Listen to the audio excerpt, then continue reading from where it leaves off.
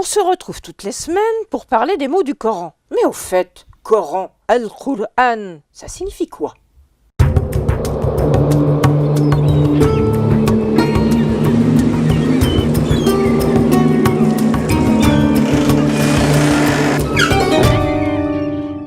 Allons voir ce que nous dit la grammaire. Tout d'abord, Al-Qur'an, c'est devenu un nom propre. Comme à notre habitude, on enlève toutes les voyelles. À l'exception de l'article al qui est lié au nom propre, il nous reste donc le q, le r et le n. Sauf qu'ici, le n, c'est un suffixe. Il n'appartient donc pas à la racine. La troisième consonne, en fait, on ne la voit pas, c'est le hamza. Tu te souviens? C'était la première consonne de umma. Nous avons donc ici la racine qui est q, r, hamza, qui nous donne le verbe qara'a. Qara'a, en arabe moderne, tout le monde sait ça. L'arabe moderne, la langue d'aujourd'hui, c'est le verbe lire. Qur'an, ce serait donc le fait de lire. Mais au 7e siècle, en Arabie, à la Mecque, y avait-il des livres? Eh bien non. À l'époque du prophète, la société des tribus est une société d'oralité, où l'écriture est très peu utilisée. De cette période, il ne reste d'ailleurs que quelques brèves inscriptions sur des pierres le long des pistes du désert. Dans cette société, le Qur'an signifiait répéter oralement et surtout sans rien y changer un message entendu. Cette fidélité au message entendu s'opposait à la parole libre ou à la poésie, pour lesquelles on n'utilisait jamais le verbe qara'a. Dans ces deux cas, c'était soit le verbe qala, dire, et également pour la poésie, anshada, qui veut dire chanter. Dans le Coran lui-même, Qur'an est d'abord utilisé sans avoir valeur de nom propre, comme par exemple dans la sourate ancienne 75-18, quand Dieu te le transmet faisant une répétition fidèle à un Qur'an fidèle, où tu trouves cette idée de ne rien changer à ce qui a été entendu. Le Coran nous dit aussi, en 43.3, que cette transmission doit être faite en arabe, car elle s'adresse à des arabes, mais que chaque peuple doit recevoir le message divin dans sa langue, afin qu'il soit bien compris. C'est ainsi que l'Évangile peut être considéré comme le Coran de Jésus, comme tu peux le voir dans la sourate 57 au verset 27. Nous avons fait suivre ces messagers par Jésus, fils de Marie, auquel nous avons donné l'Évangile. C'est de cette manière que le Coran envisage une équivalence entre les révélations successives. Tu trouves cela clairement dans la sourate 10 au verset 94 où il est dit « Si tu es dans le doute de ce que nous avons fait descendre sur toi, questionne ceux qui ont répété l'écrit surnaturel qu'ils ont reçu avant toi. » L'écrit en question, ce n'est pas un livre écrit de main humaine, c'est le kitab surnaturel dont nous parlerons bientôt.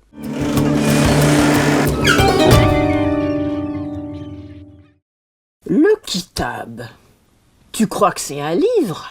Mais pourtant, à l'époque du prophète, en Arabie, des livres, hormis les rouleaux des Juifs comme à Médine, des livres, il n'y en avait pas.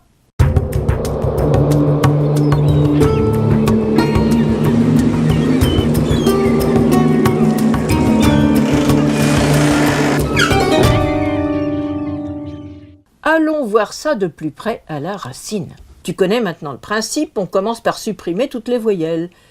Il nous reste K, T et B qui nous donnent le verbe kataba. Alors tu vas me dire, kataba aujourd'hui, ça veut dire écrire. Mais dans la société du prophète, on n'écrivait pratiquement jamais. Tout ce qui était important était dit à l'oral. Rappelle-toi, nous en avons déjà parlé avec le mot Qur'an. Kitab, dans le Coran, apparaît comme un écrit, mais cet écrit, ça n'est pas celui des hommes, c'est celui des katiboun.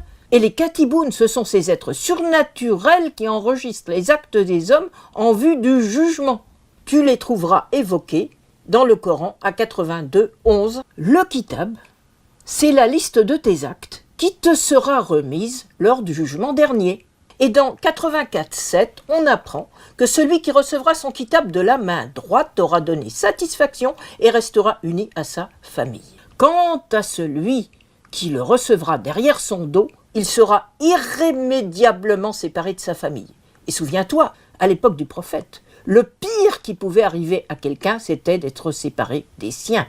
À côté de ce premier sens, on va voir apparaître, toujours dans le Coran, un sens qui va devenir dominant, celui de l'écriture, du destin d'un peuple qui lui est révélé par le Dieu créateur. C'est la révélation, autrement dit, la descente de l'écrit. Dans 39-41, tu trouveras un verset où il est dit que le Kitab est descendu sur les hommes pour leur indiquer la bonne voie. Et c'est à ces hommes que revient le choix de s'engager ou pas dans cette bonne voie. Prends l'exemple de Moïse, cité dans le Coran à 32-23. Il a reçu le Kitab de son peuple, les Banu Israël. Dans ces passages coraniques, le Kitab est une révélation surnaturelle et non pas un écrit sur un support matériel. On en a une éclatante confirmation. En 279, où les Juifs médinois sont maudits pour avoir osé écrire la révélation de leur Kitab de leurs propres mains, ce qui les aurait conduits à le déformer. Un historien en conclut forcément que la révélation ne s'écrivait pas du temps du prophète. Ah, j'allais aussi oublier le verbe kutiba au passif. Il donne le sens de prescrire, pour rappeler une conduite sociale qui relève de la coutume ou une prescription ponctuelle et conjoncturelle, comme dans le cas du qital que nous aborderons dans une autre vidéo. À très bientôt.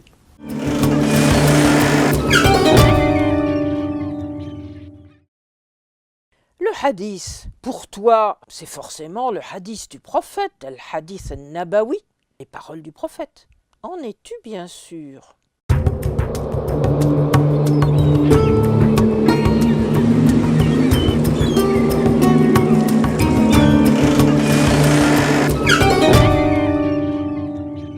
Reprenons notre petit jeu de grammaire et enlevons les voyelles. Il nous reste H, D et SE, qui est une seule consonne, le SA, un peu comme le SE anglais. Nous obtenons donc le verbe hadatha. Et contrairement à ce à quoi tu pourrais t'attendre, hadatha ne signifie pas dire quelque chose, mais ce qui se produit, et ce qui arrive comme un événement réel, et aussi comme quelque chose de nouveau. Maintenant, tu peux mieux comprendre le lien qu'il y a avec la parole, notamment avec le verbe dérivé haddatha, avec le renforcement du dé qui signifie parler de ce qui s'est réellement produit. Dans le Coran, tu trouveras donc le terme hadith avec le sens de récit véridique, autrement dit un récit qui relate ce qui s'est produit. Le hadith se rapporte donc uniquement à des événements du passé. On le trouve dans le Coran quand il s'agit de faits antérieurs donnés en exemple, soit négativement, soit positivement. Il en est par exemple question dans la sourate 85-17, c'est le hadith de Pharaon, le récit de Pharaon et du peuple arabe des Samoud, qui tous deux ont été vaincus par la divinité et qui ont disparu. Dans ce cas, ce sont des récits de catastrophes qui sont destinés à alerter les Mécois sur ce qui pourrait leur arriver s'ils ne suivent pas la voie du Dieu créateur dont Mohammed est le messager qui leur a été envoyé. En revanche, on trouve aussi des récits positifs, notamment celui qui concerne Moïse. Dans Coran 79-15, il obtient de Dieu la victoire sur Pharaon, que le Coran considère comme le pire tyran de la terre. Et rappelle-toi, quand la société change, le sens des mots change aussi. Dans la société impériale de l'époque abbasside, soit 200 ans après la mort du prophète, vont être constitués des corpus de paroles attribués à Muhammad qui vont recevoir le nom de hadith nabawi. Il s'agira cette fois-là non plus de récits du passé, mais des paroles du prophète de l'islam. Par contre, si le sens du mot change, le cachet d'authenticité lié à sa racine et au verbe hadatha, lui, ne change pas. Mais pour s'en convaincre encore plus, les chaînes dites de transmission de ces paroles, les isnad, seront jugées nécessaires de génération en génération. Chaque maillon de ces chaînes sera un homme jugé fiable, auquel on peut faire confiance, en l'occurrence le thiqa. Du point de vue de l'historien, toujours attaché à mettre les faits et les choses en chronologie et en contexte, ce corpus largement postérieur au temps du prophète mérite d'être soumis à questionnement en fonction des enjeux de son temps. À très bientôt pour un autre mot du Coran et son histoire.